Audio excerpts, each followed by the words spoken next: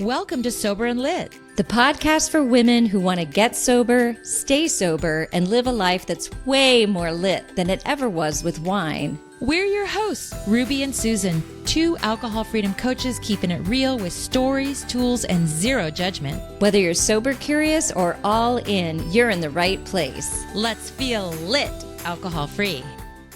Hello, good morning, good morning. We are back with our Mythbuster series. I'm Coach Susan Larkin. I'm here with Coach Ruby Williams with the Feel Lit Alcohol Free podcast.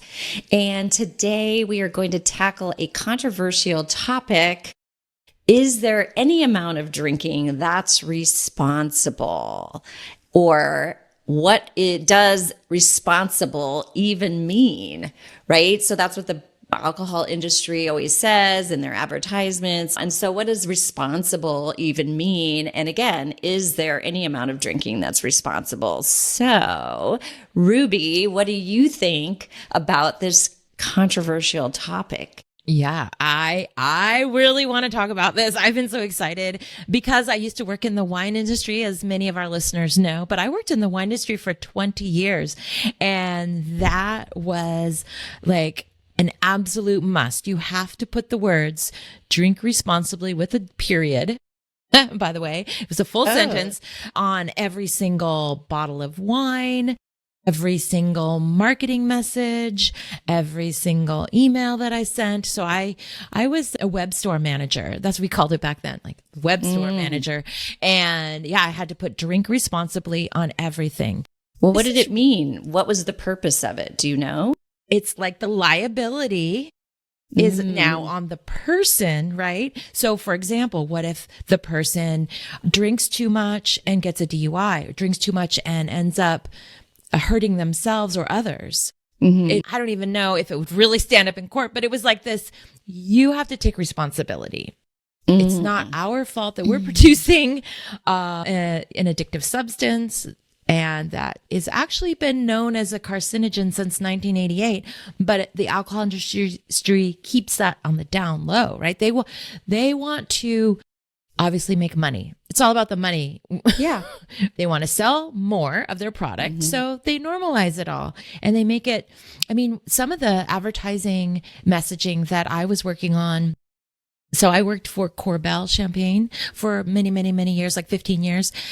And part of my messaging that I did was like, you need a glass of champagne. And that was part of it, like for every social event. Right. So it was like, that was my messaging. You can't have Thanksgiving with your family unless you start with champagne. You can't have a birthday party unless you start with champagne. And I hear clients even repeat the words back that are out there in the advertising messaging. There's commercials I remember hiring models. You hire the most beautiful people that look like they're having an amazing time, right? They're out there. It's very romanticized. But really what they're selling, if you think about it, the actual product, it's grape juice. Like they're not selling anything that's sexy. What's sexy, I guess, is to create this whole, like it's a wanting, right? Or that like high class, sophisticated people drink it. So they're trying to target all different markets. And what's kind of scary is they're still always trying to target the young people and get you hooked early.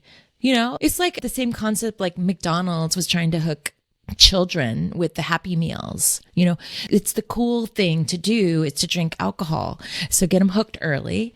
I mean, we even talked about these things in meetings, but not so directly. So I don't want to feel like I'm like a super bad guy here, but I do feel some responsibility, I'll use that word, to moving this alcohol industry addiction kind of forward. We're going to talk about a lot of that was your here. job. And It again, was my job. Yeah. When you know better, you do better. But I think I want to just, because I used to work for the insurance industry. And so we talked about liability a lot. I want to just sort of hone in on this liability thing. I don't remember when they started doing that drink responsibly, but I pretty much remember it most of my life. I wonder if they started to do this because of all the lawsuits around the tobacco industry. So somebody would get lung cancer and then they would be suing the tobacco industry because they produce a product that causes lung cancer. So if you had a DUI and drank drunk and killed someone, could somebody sue the alcohol industry because that person drank too much? And so by saying drink responsibly, like you said, they're putting the onus back on the person, not the alcohol industry for creating a product that causes intoxication. And then as somebody drives while under intoxicated, they could potentially hurt or harm someone or even themselves. So if you get breast cancer and you've been drinking wine with a pink label, right, which they actually have, like buying this wine supports breast cancer research. Hello, but then you get breast cancer from drinking this wine. Can you sue the wine industry or that wine company for producing something that actually caused breast cancer? So you're saying that this whole drink responsibly period is sort of their way of pushing any kind of liability, like you said, onto the person. So it's on you if you drink too much of this substance. But we know the nature of alcohol. Oftentimes you start out as every now and again, or just on the weekends as with friends.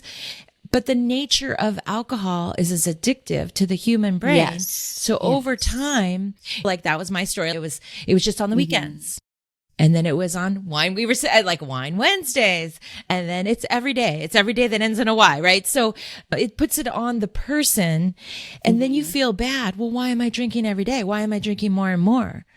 And then why am I addicted? And then you go to that, why do I have to call myself an alcoholic and label myself?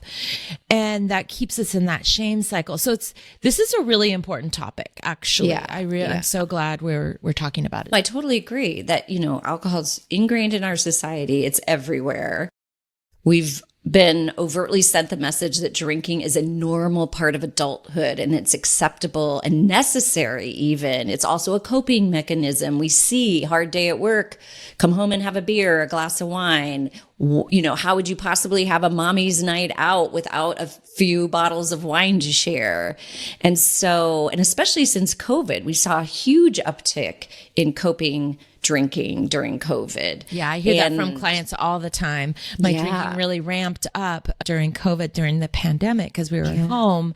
And that's when the alcohol industry really started messaging like, you're home with the kids, start earlier, basically.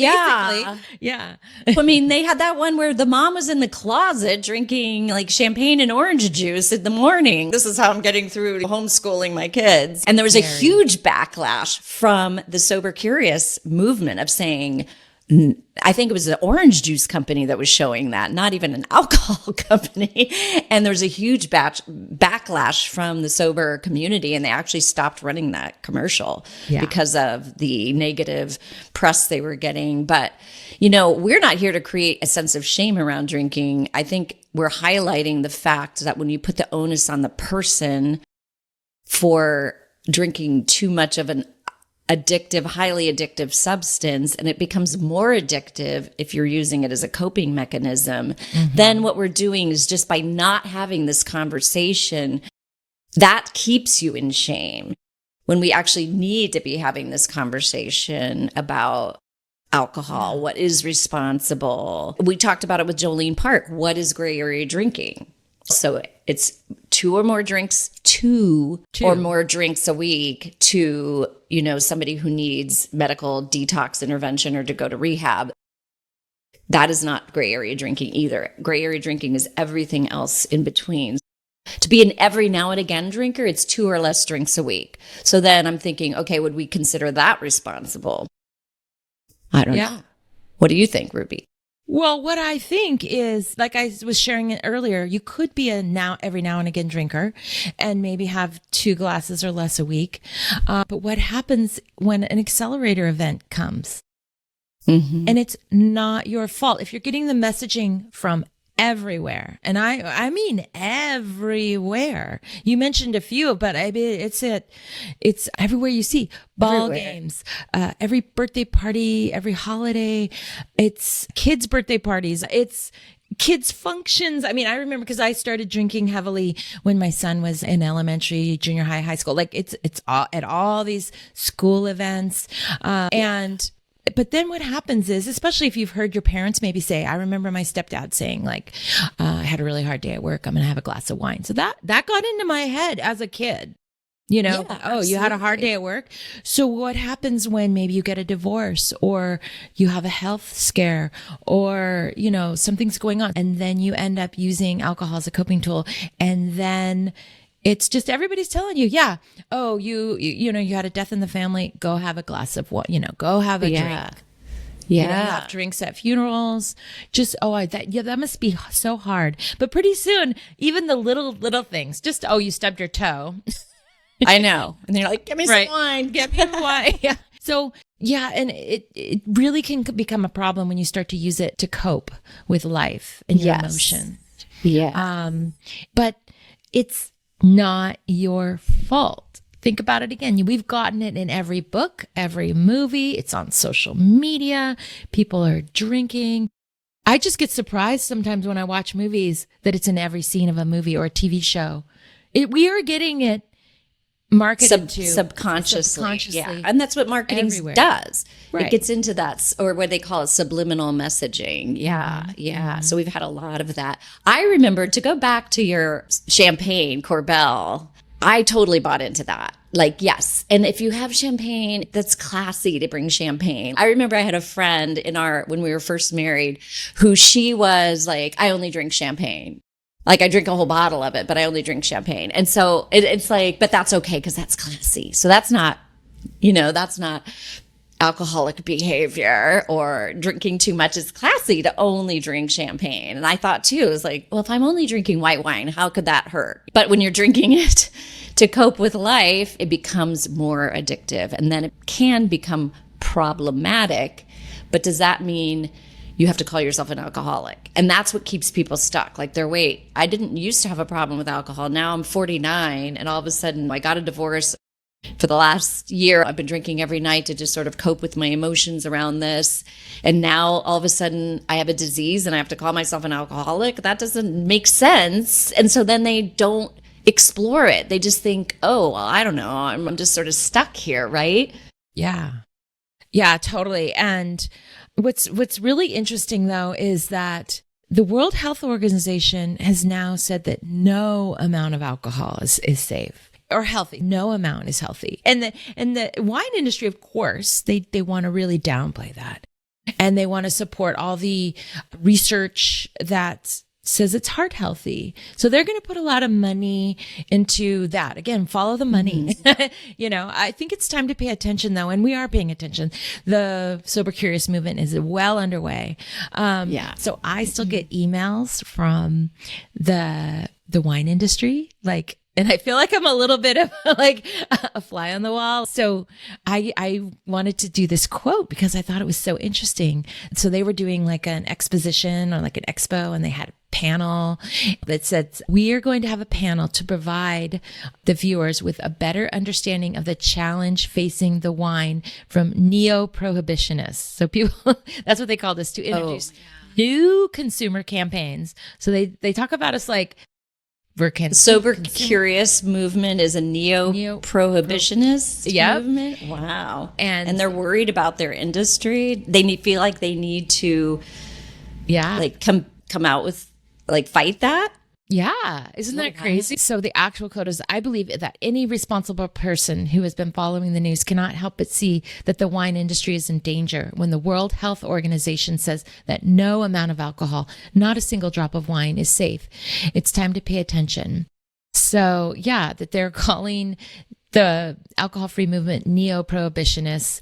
So I thought that was really interesting. They're scared, right? I think they're scared because that I read recently that the one of the biggest beer now is athletic beer. Mm-hmm. And that's zero. Yeah, zero. So these brands that were not even on the radar 5-10 years ago are some of the biggest brands, which is, I just love to hear this.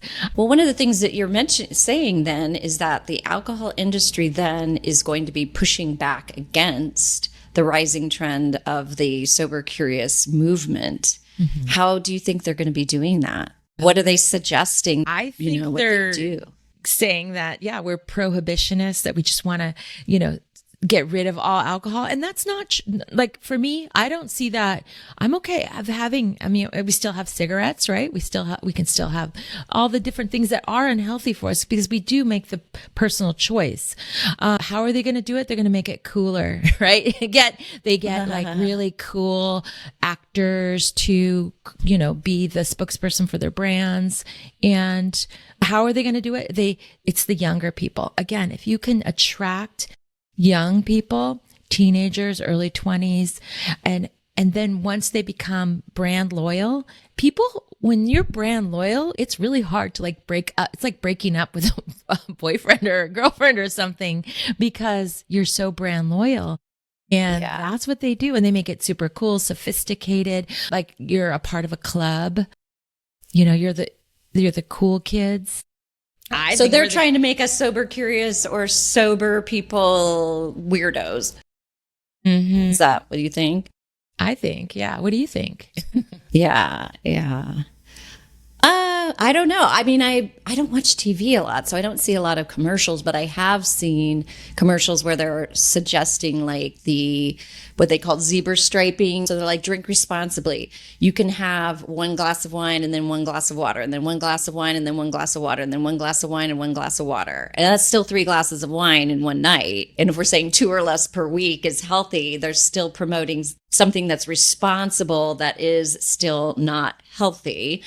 So I've seen that, but I think, if the alcohol industry really took responsibility, then they would limit the alcohol by volume in their products. And they don't. In fact, the ABV is rising in most products. For example, like Coors Light, or, an old-timey beer, I guess I would say, or Bud Light or Budweiser. Those typically range from like 4% to 5% alcohol by volume, which is ABV. But then now all these craft beers with the crazy names, that's so fun. Like my husband loves the Fuzzy Ducks from New England Brewing, and they have crazy names, Elysian Voodoo Ranger or whatever it is, crazy fun names that make kids like think it's really fun, right? But some of those are 6 to 10% and even up to 13% alcohol by volume. So one drink has a lot more alcohol. So you have to really know what is one drink. And then it can push your tolerance faster. So yes. The alcohol content per glass, your tolerance goes up, because the whole nature of addiction is, and how tolerance is increased, is you want that feeling, that buzz, right? Like that right. We were talking about that earlier, that the buzz is what people want, or what they originally want when you start, but it takes more alcohol. I've seen wines, the 16, 17%, they get really high. Yeah. Well, there's these whiskey drinks in a can that can be even up to 26% ABV. So if you're saying we just have one drink or 2 drinks, but if they're both 26% ABV, you're going to be bombed. And then when you're drunk, you're not able to make responsible choices. Your brain is impaired, which is exactly what they want, right? Then you want more and more. Yeah, I would even argue that after one drink, you're not making good decisions. Your prefrontal cortex starts to turn offline. And once you introduce alcohol, you'll probably keep drinking if this is something you've started to establish as a habit. I think yes, I do believe there are people that can have now and again drinks. Still, the health organization says no amount of alcohol is healthy for the body. But yes, I think some people can be now and again drinkers and it won't affect your health that much. Yeah. But you're always risking it. I mean, I call it the Russian roulette. I hear clients that say like, yeah, I sometimes can have a couple glasses. And then sometimes I want to only have 2 glasses. And then I end up drinking a whole bottle or more than a bottle. Yes. And it's really hard to say, right? You're kind of playing this game with yourself. Can I tonight only have 2 glasses? But then over time, it just ramps up. And what happened during the pandemic is people were home.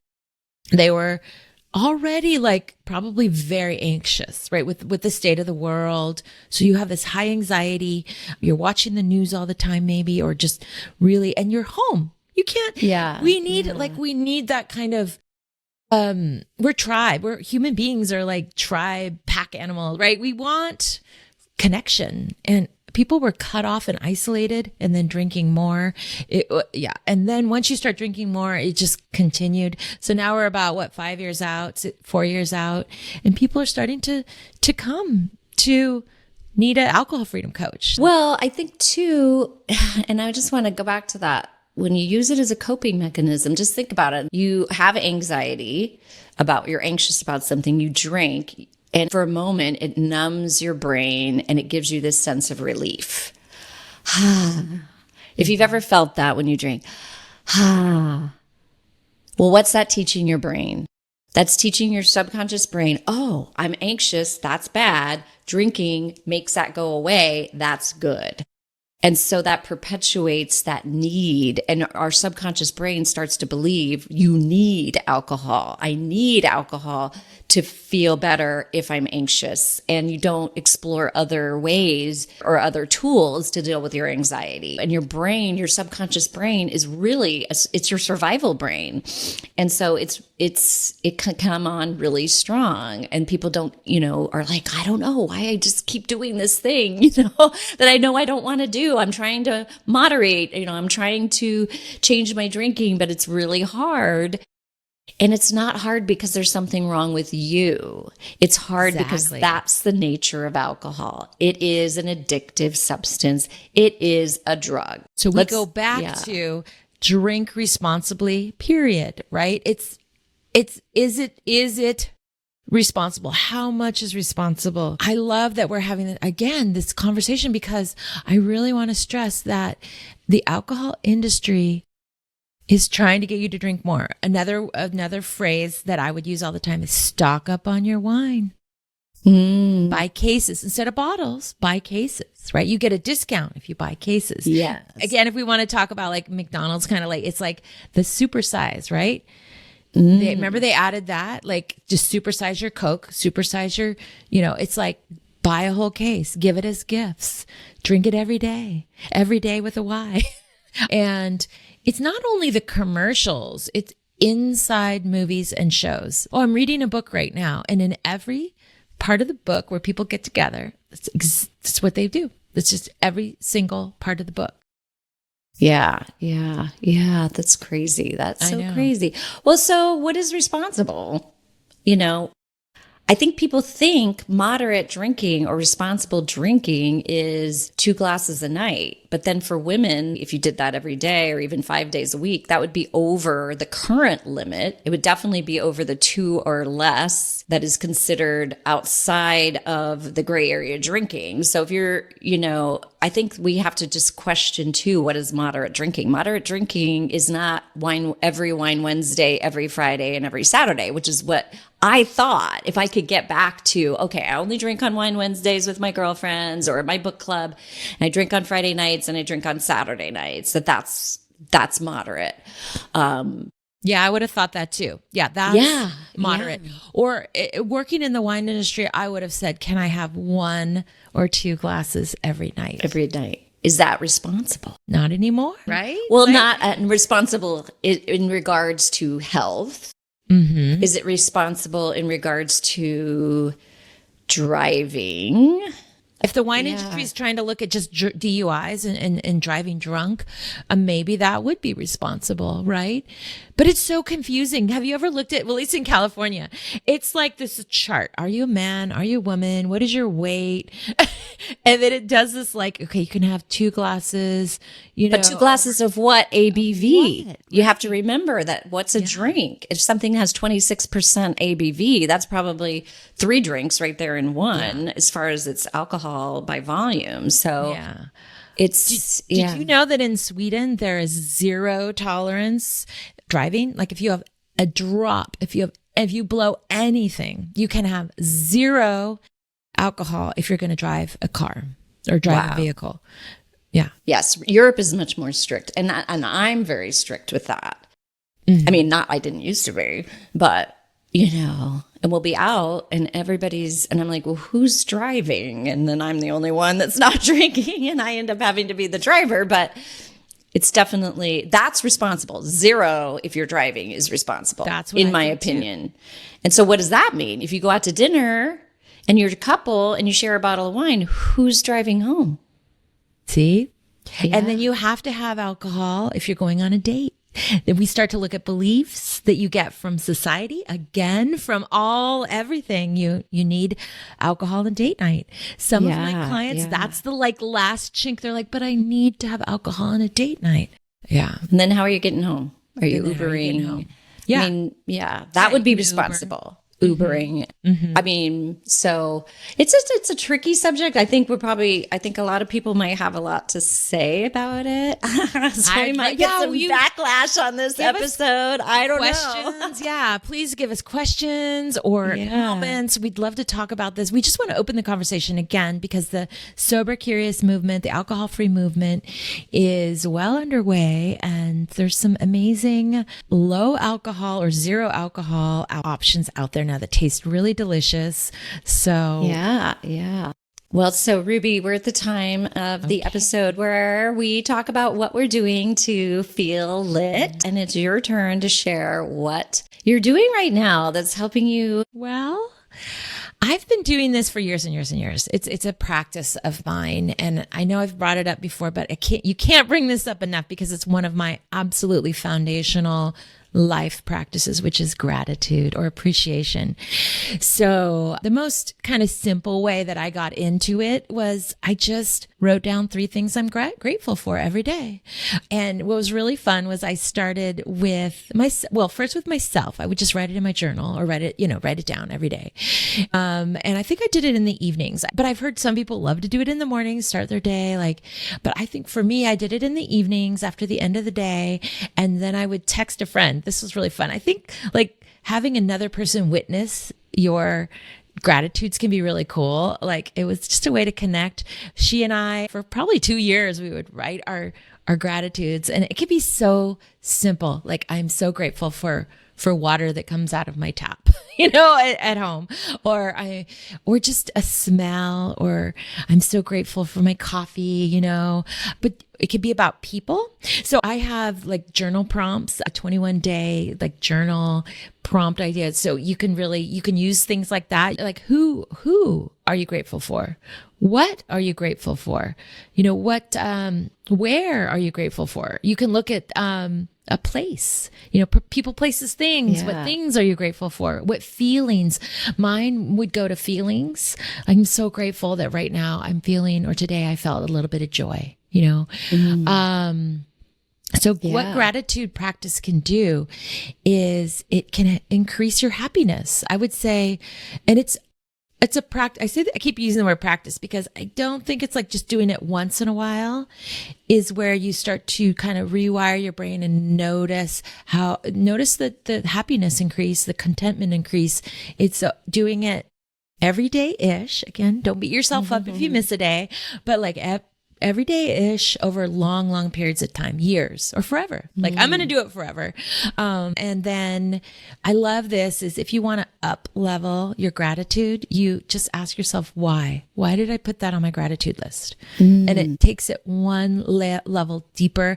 And then you can maybe feel the appreciation. I would put on my son, I'm grateful for my son. I think I put it on everyone, and my dog, just because they bring me so much joy in my life. And love is the thing.